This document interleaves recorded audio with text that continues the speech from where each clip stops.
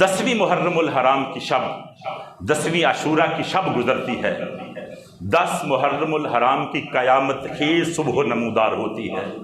امام حسین علیہ السلام اپنی اہل بیت اور اپنے جان نثار ساتھیوں کے ساتھ نماز فجر ادا کرتے ہیں۔ نماز فجر کے بعد 10ویں محرم کا سورج طلوع ہونے والا ہے۔ امام حسین علیہ السلام، آپ کے ساتھی اور اہل بیت 3 دن سے بھوکے اور پیاسے ہیں۔ کوئی بھی ایک فرد ایسا نہیں کہ جس کے گلے سے نیچے ایک لقمہ بھی اترا ہو یا ایک بوند پانی کا بھی نیچے آیا ہو۔ احباب، یہ 72 لوگوں کا لشکر ہے اور اس کے مقابلے میں 22,000 کا تازہ دم لشکر موجود ہے۔ یہ 72 بھوک اور پیاس سے نڈھال ہیں، لیکن 22,000 کا لشکر تازہ دم موجود ہے۔ یزیدی فوج کی طرف سے جنگ کا نکارہ بجتا ہے۔ امام حسین علیہ السلام میدان کارزار میں جاتے ہیں، جا کے یزیدی فوج کے سامنے فاتح خیبر حضرت علی کے لخت جگر تاریخی خطبہ ارشاد فرماتے ہیں۔ آپ یزیدیوں سے کہتے ہیں، آپ فرماتے ہیں، سنو لوگو، میرے نسب کو دیکھو، لوگو مجھے پہچانو، لوگو اپنے گریبان میں جھانکو اور سوچو کہ کیا تمہارے اوپر میرا خون کرنا جائز ہے؟ امام حسین فرماتے ہیں، کیا تم نہیں جانتے کہ میں امام الانبیاء کا نواسہ ہوں؟ اے لوگو، کیا تم نہیں جانتے کہ سید الشہداء حضرت امیر حمزہ میرے والد کے چچا تھے؟ کیا تم نہیں جانتے میرے والد حضرت علی تاجدار کائنات کے چچا زاد بھائی تھے؟ کیا تم اس بات سے واقف نہیں کہ جناب جعفر طیار میرے چچا تھے؟ آپ فرماتے ہیں، تم لوگوں نے یہ سنا نہیں کہ تاجدار کائنات نے فرمایا ہے حسن اور حسین جنتی نوجوانوں کے سردار ہیں؟ آپ فرماتے ہیں، میں سچ کہہ رہا ہوں اور یہ اسی لیے کہہ رہا ہوں، میں نے آج تک جھوٹ نہیں بولا۔ امام حسین علیہ السلام فرماتے ہیں، لوگو مجھے پہچانو، میں نواسہ رسول ہوں، میں فاتح خیبر حضرت علی کا لخت جگر ہوں، میں فاطمہ الزہرا کا نور نظر ہوں۔ آپ نے فرمایا، لوگو میرے خون سے اپنے ہاتھ نہ رنگو۔ امام حسین علیہ السلام اپنا تعارف پیش کر رہے ہیں، ان یزیدی لوگوں سے کہتے ہیں، میدان کارزار میں آپ یزیدی فوج کو للکار رہے ہیں۔ آپ کہتے ہیں، کیا میں نے کبھی شریعت کی خلاف ورزی کی ہے؟ لوگو، کیا میں نے کبھی شریعت سے بغاوت کی ہے؟ کبھی میں نے رب رسول کے فرمان کے خلاف ورزی کی ہے؟ فرمایا، کیا میں نے کبھی کسی کا حق مارا ہے؟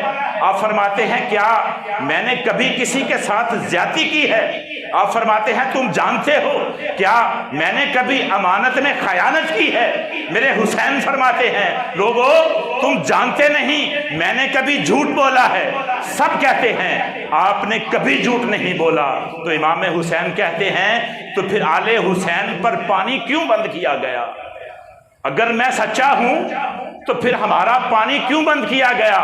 پانی تو اس کا بند کرنا چاہیے تھا جو شریعت کا باغی ہے، پانی تو اس کا بند کرنا چاہیے تھا جو احکام خدا بندی کا منکر ہے۔ تمہوں نے میرا پانی کیوں بند کیا؟ پھر آپ فرماتے ہیں، لوگو سنجیدگی سے میری بات کو سنو، اس یزید کو چھوڑ کر میرے پاس آ جاؤ۔ آپ فرماتے ہیں، میں قیامت کے دن اپنے نانا سے کہہ کے تمہاری شفاعت کروا دوں گا۔ لیکن وہ لوگ دنیا کے جاہ و جلال میں ان کی آنکھوں کے اوپر پردہ ڈال دیا تھا، دنیا کی دولت ان کو للچا رہی تھی۔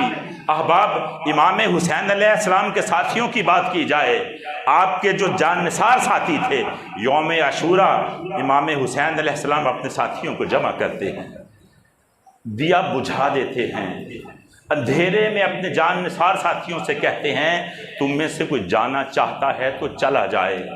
فرمایا، میں تمہیں جنت کی بشارت دیتا ہوں، میں تمہیں جنت کی ضمانت دیتا ہوں۔ ارے دیکھیے، امام حسین کے ساتھی جنت مل چکی ہے، امام حسین کی زبان جنت کی ضمانت دے چکی ہے، لیکن وہ جان نثار ساتھی امام حسین علیہ السلام کو چھوڑ کر جانے سے انکار کر رہے ہیں۔ کہتے ہیں مولا اگر ہمارے جسم کے ٹکڑے ٹکڑے کر دیے جائیں اور پھر ان ٹکڑوں کو آپس میں ملا دیا جائے، ہمیں دوبارہ زندگی مل جائے، مولا ہم آپ کو پھر بھی چھوڑ کر نہیں جائیں گے۔ احباب، چشم فلک نے نظارہ دیکھا، ننھے علی اصغر سے لے کر عمر رسیدہ حبیب ابن مظاہر تک سب جان نثاروں نے میدان کربلا میں جام شہادت نوش کیا۔ احباب، امام حسین علیہ السلام کربلا میں جاتے ہیں، یزیدی آپ کے خطبے کو سن کر بھی آپ کی باتوں پر یقین نہیں رکھتے، جنگ کے لیے میدان میں آ جاتے ہیں۔ اب جنگ شروع ہو جاتی ہے۔ خانوادہ رسول اور جان نثارانہ نے امام حسین علیہ السلام ایک ایک کر کے اس کربلا کے کارزار میں جام شہادت نوش فرماتے ہیں۔ احباب، تاریخ میں لکھا ہے کہ جب علی اکبر 18 سال کا نوجوان جب شہادت کے رتبے کو پہنچتا ہے، امام حسین علیہ السلام اپنے بیٹے کی لاش کو اٹھانے کے لیے جاتے ہیں۔ جب اپنے خیموں سے نکلتے ہیں تو تاریخ گواہ ہے کہ آپ کی داڑھی مبارک کے بال سیاہ تھے۔ جب نوجوان علی اکبر کو کندھوں پہ اٹھا کے خیموں میں واپس لاتے ہیں تو داڑھی کے بال سفید ہو چکے تھے۔ امام حسین پر کوئی ایک ظلم آیا ہے، امام حسین پر کوئی ایک تکلیف آئی ہے، لیکن وہ صبر و رضا کا پیکر تھا جس کی زبان پر شکایت تک نہ آئی۔ احباب، ایک ایک کر کے سارے شہید ہو گئے۔ بات کو سمیٹنا چاہتا ہوں۔ امام حسین علیہ السلام جب سارے شہید ہو گئے تو آپ اپنے خیموں میں آتے ہیں، اپنے بیٹے امام زین العابدین اور بی بی حضرت زینب سے آپ مخاطب ہوتے ہیں۔ دیکھو امام حسین کا اپنے بیٹوں سے پیار، اپنے باپ سے پیار کتنا کرتے تھے۔ ایک کا نام علی اصغر رکھا، ایک کا نام علی اکبر رکھا، اور جو امام زین العابدین ہے نا، ان کا بھی اصل نام علی اوسط تھا۔ امام زین العابدین ویسے نام پڑ گیا۔ علی سے کتنی، اپنے باپ سے کتنی محبت کرتے تھے۔ علی اوسط سے کہتے ہیں بیٹا اب میں میدان کارزار میں جا رہا ہوں، مجھے پتا ہے میں واپس نہیں آؤں گا، اب اس قافلے کو تو نے لے کے جانا ہے۔ بی بی زینب سے کہتے ہیں زینب یہ میری بیٹی سکینہ ہے، اس کا تو نے خیال رکھنا ہے۔ زینب تو جانتی ہے سکینہ میرے بغیر سوتی نہیں، زینب تو جانتی ہے یہ میرے بغیر ایک پل نہیں گزارتی، زینب میری بیٹی کا خیال رکھنا۔ بی بی زینب کو امام علی مقام الوداعی جملے کہہ کے ذوالجناح کے اوپر سوار ہو جاتے ہیں۔ اب اپنے گھوڑے پہ سوار ہوتے ہیں، گھوڑے کو ایڑی لگاتے ہیں، کہتے ہیں گھوڑا میدان کارزار کی طرف چل، وہاں پر امام الانبیاء میرا بابا میرے انتظار میں ہے۔ گھوڑے میدان کارزار میں چل، وہاں پر قدسیان فلک میرے انتظار میں ہیں۔ اے ذوالجناح میدان کارزار میں چل، وہاں ساقی حوض کوثر میرا انتظار کر رہا ہے۔ لیکن گھوڑا جانے سے معذرت کرتا ہے، گھوڑا چلتا نہیں۔ امام علی مقام گھوڑے کو پھر ایڑی مارتے ہیں، کہتے ہیں گھوڑے چل، گھوڑا منہ نیچے کر لیتا ہے۔ امام علی مقام پھر لگام کھینچتے ہیں، گھوڑا پھر منہ نیچے کرتا ہے۔ آپ سمجھتے ہیں کہ وجہ ہے کہ یہ تو بس میرے اشارے پہ چلتا ہے، آج ایڑی مارنے پر بھی نہیں چل رہا۔ امام حسین علیہ السلام نیچے اترتے ہیں، دیکھتے ہیں کہ وہ ننھی سکینہ گھوڑے کے پاؤں کو لپٹی ہوئی ہے، گھوڑے کے پاؤں کو پکڑ کر کہتی ہے گھوڑے میرے بابا کو نہ لے جانا، جو بھی اس رستے پہ گیا ہے وہ واپس نہیں آیا، خدا کے لیے میرے بابا کو نہ لے جا، اگر میرا بابا واپس نہ آیا تو میں کیسے زندگی گزاروں گی۔ گھوڑے تو جانتا ہے میں اپنے بابا کے سینے پہ سوتی ہوں، گھوڑے تو جانتا ہے میں اپنے بابا کی زبان چوستی ہوں، گھوڑے تو جانتا ہے میرے بابا کے سوا میرا دنیا میں کوئی نہیں، گھوڑے اگر میرا بابا بھی چلا گیا تو میں کیسے زندگی گزاروں گی۔ امام حسین علیہ السلام اپنی ننھی شہزادی کو اٹھاتے ہیں, اپنے سینے سے لگاتے ہیں, سینے سے لگا کے احباب یہ منظر چشم فلک نے دیکھا کہ باپ اور بیٹی کی آخری ملاقات ہو رہی ہے, بیٹی بھی رو رہی ہے, باپ بھی رو رہا ہے, دونوں یہ جانتے ہیں کہ یہ آخری ملاقات ہے, اس کے بعد ننھی بیٹی باپ سے کبھی نہیں مل سکے گی. امام حسین علیہ السلام کہتے ہیں, اپنی بیٹی کو اٹھاتے ہیں, منہ چومتے ہیں, پیار کرتے ہیں, کہتے ہیں بیٹا اب میرے سینے پر سونے کے تیرے دن ختم ہو گئے, بیٹا آج کے بعد تو مجھے نہیں مل سکے گی, اپنی پھوپھی کے پاس رہنا. اپنی بیٹی کو اٹھاتے ہیں, اپنی پھوپھی کے اپنی بہن کے حوالے کرتے ہیں. حضرت زینب سے کہتے ہیں زینب میری بیٹی کا خیال رکھنا, زینب میری بیٹی کو جھولے جھلانا, زینب میری بیٹی کو لوریاں سلا کے سلانا, زینب میری بیٹی کو اپنے سینے پہ سلانا. تو جانتی ہے کہ یہ میرے سینے کے بغیر سوتی نہیں. احباب کربلا کا منظر یہ شاہد ہے. امام حسین علیہ السلام میدان کارزار میں جاتے ہیں, ہزاروں یزیدیوں کو واصل جہنم کرنے کے بعد آپ کا لاشا زمین پر آتا ہے. اتنے تیر جسم مبارک میں لگ چکے تھے کہ آپ نے جام شہادت نوش فرمایا. جب جان کف سے انسری سے پرواز کر گئی, احباب چشم فلک نے سارے کربلا کا منظر دیکھا تھا, لیکن روایات میں آتا ہے جب امام حسین علیہ السلام آپ کا لاشا زمین پر آیا, یزیدیوں کے گھوڑے آئے, میرے امام کی لاش کو روندا گیا. تو تاریخ شاہد ہے, صحابہ کہتے ہیں کہ آسمان یہ منظر نہیں دیکھ سکتا تھا, ظہر کا وقت تھا لیکن زمین پر اندھیرا چھا گیا تھا, آسمان پر سرخی آ چکی تھی. صحابہ کہتے ہیں اللہ کی عزت کی قسم ظہر کا وقت تھا لیکن ہم نے دیکھا کہ آسمان کے اوپر ستارے آپس میں ٹکرا رہے تھے. احباب وہ قیامت خیز منظر تھا, نہ آسمان میں سکت تھی نہ زمین میں سکت تھی.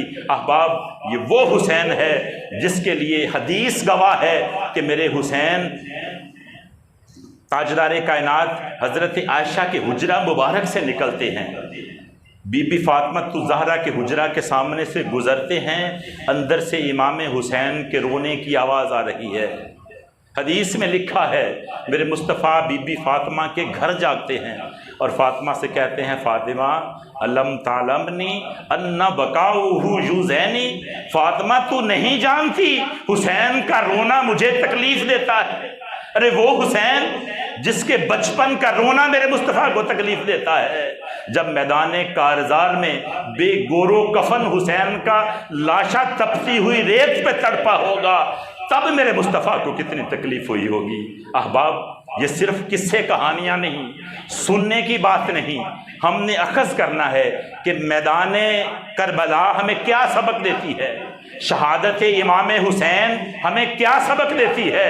ارے شہادت امام حسین یہ چیخ چیخ کر کہہ رہی ہے لوگوں ہمیشہ سچ کا ساتھ دینا, لوگوں وقت جیسا بھی آ جائے کبھی کسی غریب کے ساتھ زیادتی نہ کرنا. شہادت حسین پکار کر کہہ رہی ہے لوگوں جیسا بھی وقت آ جائے نماز با جماعت پڑھنی ہے.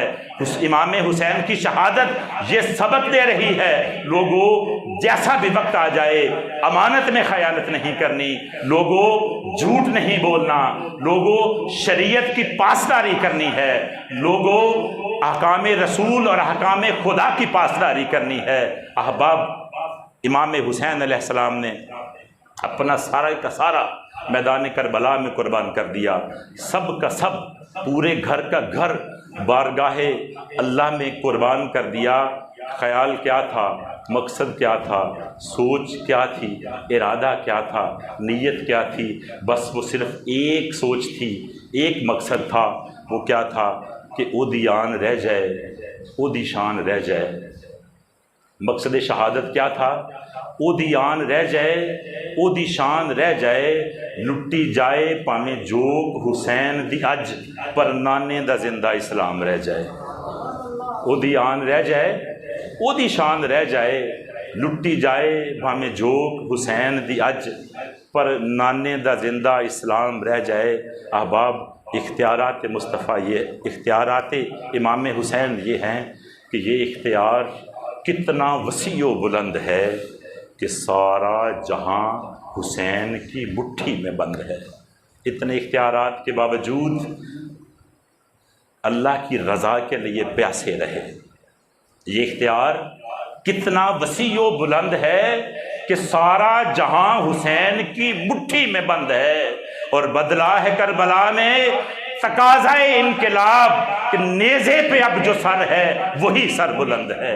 اور کیا ان کی ہمتوں پہ کوئی تبصرہ کرے؟ ارے بچہ بھی جن کے گھر کا شہادت پسند ہے، اور یہ دل پہ منحصر ہے۔